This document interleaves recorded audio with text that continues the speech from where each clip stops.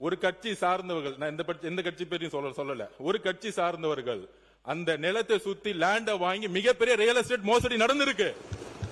அதை ரிஜிஸ்ட்ரேஷன் டிபார்ட்மெண்ட்ல சொல்லி அந்த ரியல் எஸ்டேட் மோசடி, இந்த பரந்தூர் விமானம் எதுக்காக உருவாக்கப்பட்டதுன்னா இந்த ரியல் எஸ்டேட்டுக்காக தான்.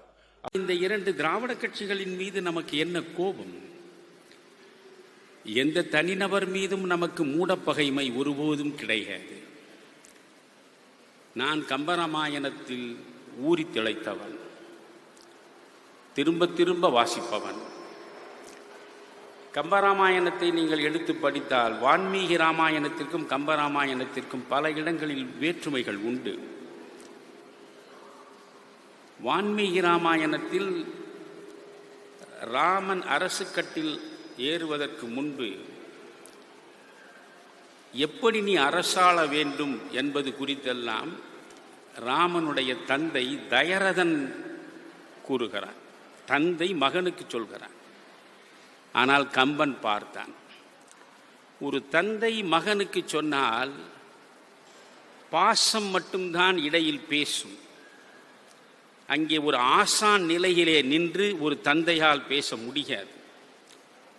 ஒரு மாணவனாக தன்னை தாழ்த்தி மகனும் அதை கேட்க வாய்ப்பு கிடையாது. உளவியல் ரீதியாக பல இடங்களில் பாத்திரங்களை செதுக்கி செதுக்கி சிற்பமாக மாற்றியவன் கம்பன். அவன் இங்கே ஒரு புரட்சி செய்கிறான். ராமன் அரியாசனத்தில் அமர வேண்டிய நாள் குறிக்கப்பட்டு அவன் நிச்சயம் அரியாசனத்தில் அமர்ந்து விடுவான் என்கிற சூழலில் அவனுக்கு ஆசானாக விளங்கிய வசிஷ்டரை வரவழைத்து தந்தை தயரதன் அறம்போதிக்க சொல்கிறான். ஆட்சி எப்படி அமைய வேண்டும், எப்படி அறம் சார்ந்து அது இயங்க வேண்டும் என்பது குறித்தெல்லாம் வசிஷ்டனை பேச வைக்கிறான் கம்பன். அதில் வசிஷ்டன் ராமனுக்கு சொல்கிற ஒரு இடம் மிக அழகானது. யாரோடும் பகை கொள்ளலம் என்ற பின் போர் ஒடுங்கும் புகழ் ஒடுங்காது என்றான். புகழுக்காகவே போர் புரிந்தவர்கள் ஏராளமானவர்கள் இந்த மண்ணில் உண்டு. ஆனால் இங்கே வசிஷ்டர் வாயாக கம்பன் பேசுவது யாரோடும் பகை கொள்ளலம், பகையே எனக்கு யாரிடமும் கிடையாது என்ற நிலையில் நீ வாழ்ந்தால் போர் ஒடுங்கிவிடும், ஆனால் உன் புகழ் மட்டும் ஒடுங்காது. எனவே நமக்கு யாரோடும் பகை இல்லை. ஸ்டாலின் அவர்களுக்கு எதிராக ஒரு வன்மத்தோடு பேச வேண்டிய அவசியம் நமக்கு இல்லை. அண்ணா திராவிட முன்னேற்ற கழகத்தில் இன்றைக்கு அதை சிதைக்கக்கூடிய செயலில் ஈடுபட்டிருக்கக்கூடிய மனிதர்களை பார்க்கிற பொழுது நமக்கு வருத்தமாக இருக்கிறதே தவிர நமக்கு அவர்கள் மீது வெறுப்பு எதுவும் கிடையாது. சாதி கட்சிகள், மத கட்சிகள், இனம், மொழி என்று சொல்லி மக்களை பிரிக்கக்கூடிய கட்சிகள், இவற்றினால் ஏற்படக்கூடிய பாதிப்புகளை விளக்குவதற்குத்தான் நாம் விழைகிறோமே தவிர இவற்றை இயக்குகிற எந்த தனி மனிதர்கள் மீதும் நமக்கு நிச்சயமாக வெறுப்பு என்பது இம்மியும் கிடையாது. இன்று உள்ள அரசியலில் இரண்டு நோய்கள் பற்றி படர்ந்து பரவி கிடக்கின்றன.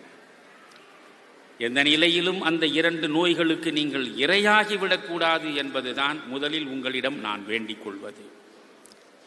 ஒரு நோய் பண அரசியல், இன்னொரு நோய் வெறுப்பு அரசியல். பாக்கு வெட்டிக்கு இடையில் பாக்கு சிதைவது போல இந்த இரண்டு விதமான தவறான அரசியல்களுக்கு இடையே தான் தமிழகம் சிக்குண்டு சிதைந்து கொண்டிருக்கிறது. இதை மிகுந்த கவலையோடு நான் பார்க்கிறேன். 1967 தேர்தல் தொடங்கி நான் தொடர்ந்து என் பங்களிப்பையும் தந்திருக்கிறேன், ஒரு பார்வையாளனாகவும் பார்த்திருக்கிறேன். ஆனால் இப்படிப்பட்ட சீரழிவை நாம் ஒருபோதும் கண்டதில்லை. உள்ளாட்சிகளை பற்றி நீங்கள் சிந்தித்து பாருங்கள். மகாத்மா காந்தியினுடைய கனவு என்பது என்ன? I want a society that will wipe every tear from every eye. அதுதான் அவர் கனவு. இந்த இந்திய மண்ணில் ஒரு சொட்டு கண்ணீரும் சிந்தாத மனிதர்களை மட்டும் நான் சந்திக்க விரும்புகிறேன். இது ஒன்றுதான் எனக்கான கனவு என்று சொன்னவர் மகாத்மா. இன்றைக்கு ஒரு சொட்டு கண்ணீரும் சிந்தாமல் அனைத்து மக்களும் மகிழ்ச்சியாக இருக்கிறார்களா என்றால் இல்லை. இன்றைக்கு நடக்கக்கூடிய அரசியல் என்பது மக்கள் நலன் சார்ந்ததாக இருக்கிறதா என்றால் நிச்சயமாக இல்லை. 2000 ஆண்டுகளுக்கு முன்னால் அரிஸ்டாட்டில் மிக அழகாக அரசியல் குறித்து சொல்கிறார். பாலிடிக்ஸ் இஸ் மாஸ்டர் சயின்ஸ் என்கிறார். அரசியலை அறிவியலாக பார்த்தவன் 2000 ஆண்டுகளுக்கு முன்னாலே அரிஸ்டாட்டில். எனவே அது ஒரு தலைமை சார்ந்த அறிவியல். ஆனால் இன்றைக்கு அறிஞர் பெருமக்கள் அரசியல்வாதிகளாக இருக்கிறார்கள், தியாகிகள அரசியல்வாதிகளாக இருக்கிறார்கள். சுயநலத்தை முற்றாக துறந்து விட்டு பொதுநல சிறகு பூட்டி பறப்பவர்கள அரசியல்வாதிகளாக இருக்கிறார்கள். தன் பிள்ளை, தன்னுடைய வீடு, தன்னுடைய மனைவி, தன்னுடைய உறவு என்று சுருங்கிவிட்ட மனிதர்களுக்கு இடையிலேதான் இன்றைய அரசியல் சிக்கிவிட்டது. இதுதான் இன்றைக்கான மிகப்பெரிய சோகம். காந்தியின் கனவு என்ன? ஒவ்வொரு கிராமமும் ஒரு குடியரசாக இருக்க வேண்டும், வில்லேஜ் ரிபப்ளிக். கிராம குடியரசு என்றார். இப்பொழுது கிராம சபை இருக்கிறது. ஒரு கிராம சபைக்கு அவ்வளவு அதிகாரம் இருக்கிறது. ஒரு கிராம சபை முழுவதுமாக கூடி இந்த கிராமத்தில் ஒரு மதுக்கடை கூட இருக்கக்கூடாது என்று தீர்மானம் போட்டால் அதற்கு எதிராக உச்ச நீதிமன்றம் கூட ஒரு தீர்ப்பை வழங்க முடியாது. அதுதான் மக்களாட்சி, மக்களுக்கான அதிகாரம். ஆனால் இன்றைக்கு அப்படி நடக்கிறதா? இந்த கிராம சபைகள் என்று கூடுவதே ஒரு பொம்மலாட்டமாகிவிட்டது. அதிகாரிகள் வந்து அமர்கிறார்கள், அரசியல் கட்சிகளில் இருக்கக்கூடியவர்கள் வந்து அமர்கிறார்கள். எந்த கிராமத்து மக்களையும் அவர்கள் சுதந்திரமாகவும் சுயேட்சையாகவும் பேச விடுவதில்லை. அவர்களே சிலவற்றை தீர்மானிக்கிறார்கள், சிலவற்றை முடிவெடுக்கிறார்கள். கிராம சபை கலைகிறது. எனவே கீழிருந்து மேலே அதிகார பரவல். காந்தியம் என்பது அதிகார பரவல். ஆனால் இன்று நடந்து கொண்டிருப்பது என்ன? அதிகார குவியல். எல்லா அதிகாரங்களும் மத்திய அரசிடம் இருக்கின்றன.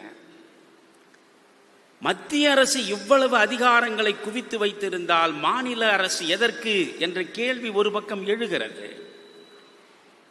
மாநில அரசுகளுக்கான அதிகாரங்கள் பறிக்கப்படக்கூடாது என்ற குரலும் கேட்கிறது. ஆனால் எந்த மாநில அரசும் தனக்கு கீழே இருக்கக்கூடிய ஊராட்சிகளுக்கு உரிய அதிகாரத்தை தருவது கிடையாது. மத்திய அரசு தன்னுடைய அதிகாரத்தில் ஒரு பங்கையும் மாநிலத்திற்கு கொடுக்க மனம் ஒப்பவில்லை. எங்களுக்கு அதிக அதிகாரம் கொடு என்று கேட்கக்கூடிய மாநில அரசுகள் தங்களுக்கு கீழே இருக்கக்கூடிய ஊராட்சி அமைப்புகளை சுதந்திரமாக செயற்பட விடுவதில்லை. இன்னைக்கு கர்நாடகாவில் நிறைய பேர் சொல்றாங்க, ஐயா நம்ம கிட்ட டிஜி ரிசர்வாயர் இருக்கு, திப்பனகொண்டகத்தா ரிசர்வாயர் இருக்குது, பெங்களூர்ல இருந்து 20 கிலோமீட்டர் 2.2 TMC இருக்கு. அந்த தண்ணியை பெங்களூர் யூஸ் பண்ணா தண்ணி பிரச்சனையே வராதுங்க ஐயா. எதுக்கு மேகதாத்துல அணை கட்டணும்? மஞ்சனபல்லே டேம் இருக்குதுங்க ஐயா பெங்களூர் பக்கத்துல. மத்திய அரசு நிதி கொடுங்க, 500 கோடி கொடுங்க, 600 கோடி கொடுங்க, புதுப்பீங்க. ஏற்கனவே காவிரியில வரக்கூடிய தண்ணியில எங்க தேங்குதோ இந்த 2 டேமையும் புதுப்பீங்க. பெங்களூர் மக்களுக்கும் அது வரப்பிரசாதமாக இருக்கட்டும். இதுதாங்க ஐயா நம்ம அரசியல். நாம இந்த பஸ்ஸை உடைக்கிறது, பச்சை தொண்டு போட்டு போய் பார்டரில் இழுத்து மூடுறது நமக்கு இது வேண்டாங்க ஐயா. நாம் இன்னைக்கு சொல்வதெல்லாம் அண்ணன் தம்பிகளாக சகோதர சகோதரிகளாக இருக்கும் பொழுது மத்திய அரசு தலையிட்டு நேர்மையான நாணயமான ஒரு தீர்வை கொடுங்க. பெங்களூரு மக்களுக்கும் தண்ணி பிரச்சனை உறுதி செய்து கொடுங்க. ஏற்கனவே காவிரியில தண்ணி வரல, தயவு செய்து இன்னொரு அணையை 9000 கோடி ரூபாய்க்கு கட்டி அந்த மேகதாத் அணை எங்க இருக்கு? இன்னைக்கு கர்நாடகாவில் முதலமைச்சராக இருக்கக்கூடிய DK சிவகுமார் அவருடைய சொந்த தொகுதியில மேகதாத்து இருக்குது என்பதையும் நீங்கள் புரிந்து கொள்ள வேண்டும் அருமை சொந்தங்களே. அதற்கு மேல அரசியல் பேச விரும்பல. இதுதான் நம்முடைய நிலைப்பாடு. இல்ல அண்ணாமலை தமிழ்நாடு பட்ஜெட்டை பத்தி பேசலையே, தமிழ்நாடு பட்ஜெட்டை பத்தி 2 வார்த்தை சொல்லுங்க ஐயா. ஐயா இப்பதான் வந்திருக்கிறாங்க. நான் இந்த மாதிரி முதலமைச்சர் விஜய் சார் அவர்களுக்கு ஒரே ஒரு வேண்டுகோள் மட்டும்தான் வைக்கிறேன். ஐயா இந்த பட்ஜெட்டை பார்த்தோம், ஒரு 15,000 கோடி சேவ் பண்றீங்க, செலவினங்களை குறைக்க பாக்குறீங்க, 15,000 கோடி பிடிச்சு நிறுத்த பாக்குறீங்க. ஒரே ஒரு வேண்டுகோள் வைக்கிறேங்க ஐயா, நீங்கள் மிச்சம் பிடிக்கக்கூடிய 15,000 கோடியில முதல் 5,000 கோடி கிராமப்புறத்தில் இருக்கக்கூடிய நீர்நிலைகளை மேம்படுத்துவதற்காக அந்த 5,000 கோடி கொடுங்க. 5 வருஷம் 5,000 கோடி கொடுங்க. 5 வருஷத்துல அது 25,000 கோடி, பெரிய மாற்றம் நடக்கும். கர்நாடகாவில் சித்தராமையா அவர்கள் செஞ்சாங்க. அதனாலதான் ஒரு கிராமத்துக்கு போனாலும் லிப்ட் இரிகேஷன் ஸ்கீம், உபரி தண்ணீரை லிப்ட் பண்ணி கிராமத்துக்கு கொண்டு போய் கொடுத்துறாங்க. எல்லோரும் அமைதியாக நல்லா இருக்கிறாங்க. ஒரு 5,000 கோடி ஒதுக்குங்க ஐயா. நீங்கள் சேமிக்கக்கூடிய 15,000 கோடியில 2வது 5,000 கோடி அரசு பள்ளிகளுடைய தரத்தை உயர்த்துவதற்காக அரசு பள்ளிகளுக்கு கொடுங்க ஐயா. நீங்க சேமிக்கக்கூடிய 3வது 5,000 கோடி கிராமப்புறத்தினுடைய வளர்ச்சிக்காக அந்த 5,000 கோடி கொடுங்க ஐயா. இப்படி நீங்க கொடுக்கலீங்கன்னா அவங்களால பட்ஜெட் போடவே முடியாது. செலவுகள் வந்துகிட்டே தான் இருக்கும். ஒரு டிபார்ட்மெண்ட்டுக்கு பணம் வேணும் கேட்பாங்க, எல்லா மக்களுக்கும் பணம் வேணும். சேமிக்கக்கூடிய பணத்தில் இந்த 15,000 கோடியை 3-5,000 கோடியாக பிரித்து அடுத்த தமிழகத்திற்கு அடுத்த 5 ஆண்டுகள் 25,000 கோடி, வருஷத்துக்கு 5,000 கோடி நீர் மேலாண்மைக்கு, கல்விக்கு வருஷத்துக்கு 5,000 கோடி, 5 வருஷம் 25,000 கோடி, கிராமப்புறத்தினுடைய வளர்ச்சிக்கு 5,000 கோடி, 5 வருஷத்துக்கு 25,000 கோடி கொடுங்க ஐயா. தமிழ்நாடு நிச்சயமாக மாறும் மாறும் மாறும். இது மட்டும்தான் நாங்க உங்களுக்கு வீதிலடு அமைப்பு சார்பாக நாங்கள் சொல்லக்கூடிய யோசனைங்க ஐயா. இதை நீங்கள் செய்வீர்கள் என்று நாங்கள் நம்புகின்றோம். கரப்ஷன் நின்றுச்சுங்கிறாங்க, மறுபடியும் ஆரம்பிச்சிருக்கு, பார்த்துக்கிட்டு தான் இருக்கும். கரப்ஷன் முதலமைச்சர் விஜய் அவர்கள் கரப்ஷனுக்கு எதிராக இருப்பது உண்மைதான், அதையும் நாம் பார்க்கின்றோம். டெண்டர் பெரிய பெரிய டெண்டர்ல வாங்கல, பல அமைச்சர்கள் இப்பதான் வாங்க ஆரம்பிச்சிருக்கிறாங்க. அவங்கள ஓட்டுக்கு பணம் கொடுக்காம வந்துட்டாங்க. சில அமைச்சர்கள் சொல்றாங்க, எங்கிட்ட ஆடியோவே இருக்கு, அவங்கள ஓட்டுக்கு பணம் கொடுக்காம வந்துட்டாங்க. தம்பி நாங்கெல்லாம் ஓட்டுக்கு பணம் கொடுத்து வந்தோம், ஒரு 2% கொடு தம்பி, 3% கொடு தம்பி, 4% கொடு. இது முதலமைச்சர் விஜய் அவர்கள் கவனத்திற்கு இப்பவே கொண்டு வர்றங்க ஐயா. 1 வருஷம் கழிச்சு நாங்க பிரச்சனை பண்றதுக்கு முன்னாடி நீங்க எப்படி இருக்கிறீங்க அதை உங்களுடைய அமைச்சர் பெருமக்களுக்கும் அதை அறிவுறுத்துங்க. நேர்மையான ஆட்சி. நீங்க நேத்து சுதந்திர தின உரையில் சொன்னீங்க, தமிழகத்துல கரப்ஷனை நம்முடைய காலத்துல ஒழிப்புங்க ஐயா. நம்முடைய காலத்துல டிவிக்கு இருக்கட்டும், இந்த பக்கம் வீதி லீடர்ஸ் இருக்கட்டும், நம்முடைய காலத்துல அந்த கரப்ஷனை ஒழிப்பு நம்மால் முடியும். செய்து கொடுக்க துணிந்தவர்கள் நாம் இங்க இருக்கின்றோம். ஆட்சி அதிகாரத்துல யாரும் உட்கார்ல. இங்க இருக்கிறவங்க யாரு எம்எல்ஏ இல்ல, யாரு எம்பியா இருந்ததில்ல, யாரு மந்திரியா இருந்ததில்ல. அதை சொல்வதற்கான முழு தார்மீக சுதந்திரமும் பொறுப்பு நமக்கு இருக்கு. அதனால கொஞ்சம் கடிவாளம் போடுங்க ஐயா, லூசு விட்டுறாதீங்க. கொஞ்சம் சனிக்கிழமை ஞாயிற்றுக்கிழமை ரிவ்யூ மீட்டிங் எடுங்க. 2 நாள் விடுபடுத்தீங்கன்னா அதிகாரிகளுக்கு அமைச்சர்களுக்கு குளிர் விட்டு போயிடும். அதையும் கொஞ்சம் பாருங்க, கண்ட்ரோல்ல வைங்க. குதிரைக்கு எப்பொழுதுமே கடிவாளத்தை கொஞ்சம் லூசா விட்டுட்டீங்கன்னா குதிரை வலது பக்கம் இடது பக்கம் போகும். மக்கள் உங்கள் மீது பெரிய நம்பிக்கையோடு அந்த இடத்தை கொடுத்திருக்கிறாங்க. நீங்கள் தவறு செய்தாமல் அதை கொண்டு செல்ல வேண்டும் என்கின்ற அன்பான வேண்டுகோளையும் கூட இந்த நேரத்தில் வீதிலட அமைப்பு சார்பாக சொல்லுவது என்னுடைய கடமையாக நான் கருதுகின்றேன். அருமை சொந்தங்களே, இன்னைக்கு எனக்கு தெரியும் தமிழகத்துல எதிர்க்கட்சி நண்பர்கள் நிறைய பேர் நம்மளை பார்த்து சொல்றாங்க, அண்ணே நீங்க அரசியலே பண்ணல. எனக்கு எதிர்க்கட்சி பண்ணக்கூடிய அரசியல் என்னன்னா, எப்படியாவது இந்த ஆளுங்கட்சியை கவுத்து ஆட்சிக்கு வர வேண்டும் என்பதுதான் எதிர்க்கட்சிகள் செய்யக்கூடிய அரசியலா இருக்கு. அதுக்கு ஆபரேஷன் மெகாலயான்னு ஒரு பேரு, புள்ள உடிக்கிற மாதிரி 10 எம்எல்ஏ பிடிச்சிட்டு வாங்க, அவங்கள சபாநாயகரின் மீது நம்பிக்கையில்லா தீர்மானத்தை கொண்டு போங்க, அதுல ஆட்சியை கவலுங்க ஐயா. தப்பா ஆட்சி பண்ணா ஆட்சியை கவலுப்புங்க ஐயா. 1 வருஷம் எல்லாரும் நேரம் கொடுங்க. எதற்கு காலையில வெந்நீரை ஊற்றியது போல எல்லாம் அப்படி சுத்திக்கிட்டே இருக்கிறீங்க, வேலை செய்யட்டும். அதே போல மத்திய அரசை பொறுத்தவரை இன்னைக்கு நண்பர்களுக்கு இந்த மேடையில் நான் சில விஷயத்தை போட்டு உடைக்க விரும்புகின்றேன். இன்னைக்கு நிறைய நம்முடைய பிஜேபி நண்பர்களாக இருக்கட்டும், மாற்றுக் கட்சி நண்பர்களா இருக்கட்டும், அண்ணாமலை என்ன பிஜேபி விட்டு வரலீங்க, அவர் பிஜேபி பி டீமுங்க. அவர் டெல்லி எப்படி போனார் பாத்தீங்களா, ஜம்முன்னு போனார். 4 நாள் ரிசைன் பண்றார். அமித்ஷாவை பார்த்தாரு, எல்லாத்தையும் பார்த்தார். ஆனா சண்டையே போடலையே. சண்டை போட்டா தானே அவர் பிஜேபிக்கு எதிரி. சண்டையே போடலையே. அவர் மரியாதை நிமித்தமாக எல்லாத்தையும் பார்த்துட்டா, ஐயா உங்க வேலையில் நீங்க போங்க, என் வேலையில் நான் போறேன், எனக்கு ஒரு புது விதமான அரசியல் எண்ணம் இருக்கு, இதுல செஞ்சுக்கிறேன். அதுவும் போய் தான். அமித்ஷா அண்ணாமலையோட காதுல ஏதோ சொல்லி தமிழ்நாட்டுக்கு அனுப்பிச்சிருக்காரு. அது அண்ணாமலை பக்காவாக தமிழ்நாட்டில் வந்து செய்வதற்காக பிஜேபி பிளீன்டின். ஆமா உண்மைதான். அமித்ஷா என் காதுல ஒரு விஷயத்தை சொன்னார், இத்தனை காலமாக சொல்லல, இந்த மேடையில சொல்றேன். அமித்ஷா அவர்கள் என்னை டெல்லிக்கு வர சொன்னாரு, டெல்லியில பொறுப்பெடுக்க சொன்னார். 3 ஆண்டுகளுக்கு மேல டெல்லியில் வந்து இருக்க வேண்டும் என்று சொன்ன பொழுது நமக்கு அது ஒத்து வராதுங்க ஐயா, நான் தமிழ்நாட்டில் இருந்துக்கிறேன், நமக்கு அது வேண்டாங்க ஐயா, நான் இங்கேயே சின்னமா பாவமா இங்கேயே மக்கள் சேவை பண்ணிக்கிட்டு நம்முடைய நண்பர்களோடு சகோதர சகோதரிகளோடு இங்கேயே இருந்துக்கிறேன்.